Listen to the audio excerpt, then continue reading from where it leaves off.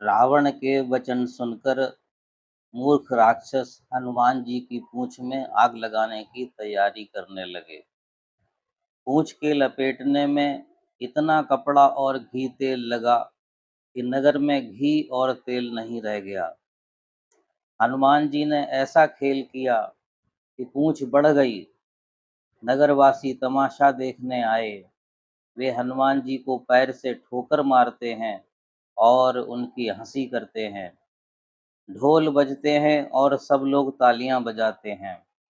हनुमान जी को नगर में फिराकर फिर पूंछ में आग लगा दी। अग्नि को जलते हुए देखकर हनुमान जी बहुत छोटे रूप में हो गए। बंधन से निकलकर वे सोने की अटारियों पर जा चढ़े। वे एक महल से दूसरे महल पर चढ़ जाते हैं।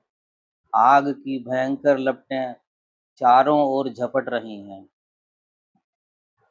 हनुमान जी ने सारा नगर जला डाला, एक विभीषण जी के घर को छोड़ दिया। जब सारा नगर जलने लगा, तब हनुमान जी ने समुद्र में कूदकर अपनी पूंछ की आग बुझाई। फिर छोटा रूप धरकर हनुमान जी जानकी जी के सामने हाथ जोड़कर जा खड़े हुए। मातु मोहि दीजे कछु चीना, जैसे रघुनायक मोहि दीना। चूड़ामणि उतार तब दयऊ, हर्ष समेत पवन सुत लयऊ। हनुमान जी ने कहा, हे माता, पहचान के लिए मुझे कोई चिन्ह दीजिए, जैसे मुझे श्री रघुनाथ जी ने दिया था। तब सीता जी ने चूड़ामणि उतार कर दी। हनुमान जी ने उसको हर्ष पूर्वक ले लिया। जानकी जी ने कहा, हे तात, मेरा प्रणाम कहकर प्रभु से कहना कि हे नाथ, मेरे संकट को दूर कीजिए। यदि महीने भर में नाथ न आए तो मुझे जीवित न पाएंगे। हनुमान जी ने जानकी जी को धीरज दिया और उनके चरण कमलों में सिर नवाकर श्री राम जी के पास गमन किया। समुद्र को लांघकर वे इस पार आए और वानरों को हर्ष ध्वनि सुनाई। हनुमान जी को देखकर सब हर्षित हो गए। सब वानर हनुमान जी से मिले और उनसे सब वृतांत पूछते हुए श्री रघुनाथ जी की ओर चले। जब श्री राम जी ने वानरों को कार्य पूर्ण कर आते हुए देखा तो उनके मन में विशेष हर्ष हुआ। दोनों भाई इस स्फटिक शिला पर बैठे थे। सब वानर जाकर उनके चरणों में गिर पड़े। जाम्बवान ने श्री रघुनाथ जी को बताया, हे नाथ, पवन पुत्र हनुमान जी ने जो कार्य किया है उसका वर्णन 1000 मुखों से भी नहीं किया जा सकता। तब जाम्बवान ने हनुमान जी के कार्य को विस्तार से श्री रघुनाथ जी को सुनाया। सारा वृतांत सुनकर श्री रघुनाथ जी हर्षित हुए। उन्होंने हनुमान जी को हृदय से लगा लिया और पूछा, हे तात, कहो सीता किस प्रकार रहती है और अपने प्राणों की रक्षा करती है। हनुमान जी ने कहा, वे दिन रात आपका ही ध्यान करती हैं। चलते समय उन्होंने मुझे चूड़ामणि उतार कर दी है। श्री रघुनाथ जी ने चूड़ामणि को हृदय से लगा लिया। हनुमान जी ने फिर कहा कि हे नाथ, दोनों नेत्रों में जल भरकर जानकी जी ने मुझसे कुछ वचन कहे। मन क्रम वचन चरण अनुरागी, के अपराध नाथ हों त्यागी। हे नाथ, आप दीन बंधु हैं, शरणागत के दुखों को हरने वाले हैं और मैं मन वचन और कर्म से आपके चरणों की अनुरागिनी हूँ। फिर स्वामी ने मुझे किस अपराध से त्याग दिया। मैं अपना एक अपराध अवश्य मानती हूँ कि आपका वियोग होते ही मेरे प्राण नहीं चले गए। सीता के अति विपति विशाला, बिनय कहें भली दीन दयाला। सीता जी की विपत्ति बहुत बड़ी है, हे दीनदयाल, वह सब कहने से आपको बड़ा क्लेश होगा। हे करुणा निधान, उनका एक एक पल कल्प के समान बीतता है। इसलिए हे प्रभु, तुरंत चलिए और अपनी भुजाओं के बल से दुष्टों के दल को जीतकर सीता जी को ले आइए। सीता जी का दुख सुनकर सुख के धाम प्रभु के कमल नेत्रों में जल भर आया। सुनी सीता दुख प्रभु सुख आयना, भर आए जल राजीव नयना। श्री रघुनाथ जी ने कहा, हे पुत्र सुनो, मैंने विचार करके देख लिया कि मैं तुम्हारे पूर्ण नहीं हो सकता। फिर श्री राम जी ने हनुमान जी से पूछा कि हे तात, बतलाओ तुमने किस प्रकार लंका को जलाया। हनुमान जी ने बिना किसी अभिमान के बताया, सो सब तब प्रताप रघुराई, नाथ न कछु मोर प्रभुताई। यह सब तो हे रघुनाथ जी आपका ही प्रताप है। हे नाथ, इसमें मेरी कुछ बड़ाई नहीं है। हे प्रभु, आप जिस पर प्रसन्न हो उसके लिए कुछ भी कठिन नहीं है। उमा राम स्वभाव जय जाना, ताहि भजन तज भाव न आना। शंकर जी कहते हैं, हे उमा, जिसने श्री राम जी का स्वभाव जान लिया उसे भजन छोड़कर दूसरी बात ही नहीं सुहाती। तब श्री रघुनाथ जी ने वानरों के राजा सुग्रीव को बुलाया और कहा, चलने की तैयारी करो। वानर राज सुग्रीव ने शीघ्र ही वानरों को बुलाया। सेनापतियों के समूह आ गए। अतुलनीय बल वाले वानर, भालुओं के झुंड अनेक रंगों के हैं।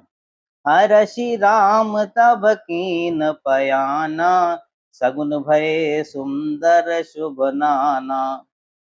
श्री राम जी ने हर्षित होकर प्रस्थान किया। अनेक सुंदर और शुभ शकुन हुए। प्रभु का प्रस्थान जानकी जी ने भी जान लिया। उनके बाएं अंग फड़कने लगे। जानकी जी को जो जो शकुन होते थे वही रावण के लिए अपशकुन हुए। सेना चली, उसका वर्णन कौन कर सकता है। श्री रघुनाथ जी का जय जयकार करके सेना आगे बढ़ी और सब लोग समुद्र तट पर जा पहुंचे। उधर लंका में राक्षस भयभीत हैं। वे आपस में विचार करते हैं कि जिसके दूत के बल का वर्णन नहीं किया जा सकता, उनके स्वयं नगर में आने पर हम लोगों की बड़ी बुरी दशा होगी। दूतियों से नगरवासियों के वचन सुनकर मंदोदरी बहुत ही व्याकुल हो गई। वह एकांत में हाथ जोड़कर रावण के चरणों लगी और विनीत स्वर में बोली, हे प्रियतम, श्री हरि से विरोध छोड़ दीजिए। यदि भला चाहते हैं तो अपने मंत्री को बुलाकर उनके साथ उनकी स्त्री को भेज दीजिए। इसके बिना आपका भला नहीं हो सकता। अभिमानी रावण मंदोदरी की वाणी सुनकर हंसा और बोला, स्त्रियों का स्वभाव सचमुच ही बहुत डरपोक होता है, मंगल में भी भय करती हैं। यदि वानरों की सेना आएगी तो बेचारे राक्षस उन्हें खाकर अपना जीवन निर्वाह करेंगे। मंदोदरी चिंता करती हैं कि उनके पति पर विधाता प्रतिकूल हो गए हैं। रावण ज्यों ही सभा में जाकर बैठा, त्यों ही उसे खबर मिली कि शत्रु की सारी सेना समुद्र के उस पार आ गई है। तब रावण ने मंत्रियों से पूछा कि उचित सलाह दीजिए कि अब क्या करना चाहिए। तब वे सब हंसे और बोले, आपने देवताओं और राक्षसों को जीत लिया है, तब तो कुछ श्रम नहीं हुआ, फिर मनुष्य और वानर किस गिनती में हैं। इसी समय अवसर जानकर विभीषण जी कहते हैं, हे नाथ, काम क्रोध मद और लोभ ये सब नरक के रास्ते हैं।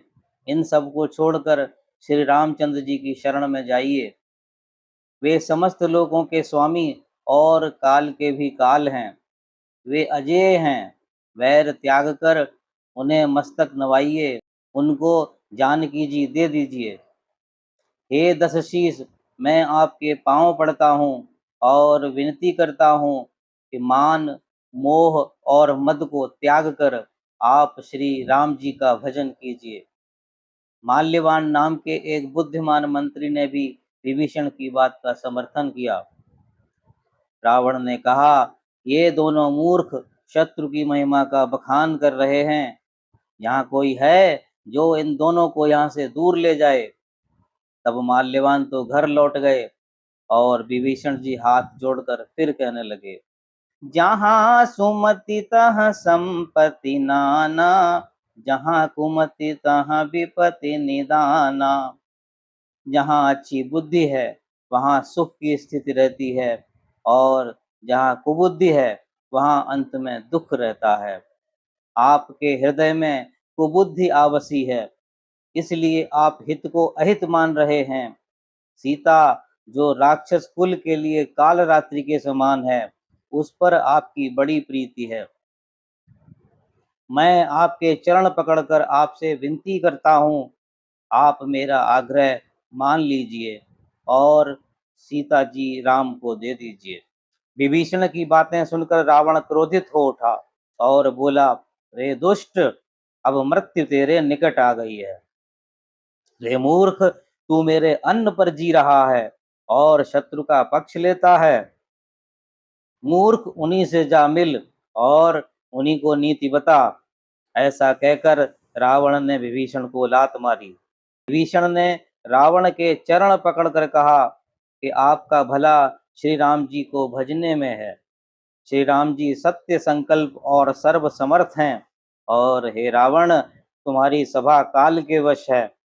इसलिए अब मैं श्री रघुवीर की शरण जाता हूँ, मुझको दोष मत देना। बोलिए राजा रामचंद्र भगवान की जय। पवन सुत हनुमान की जय। सांचे दरबार की जय।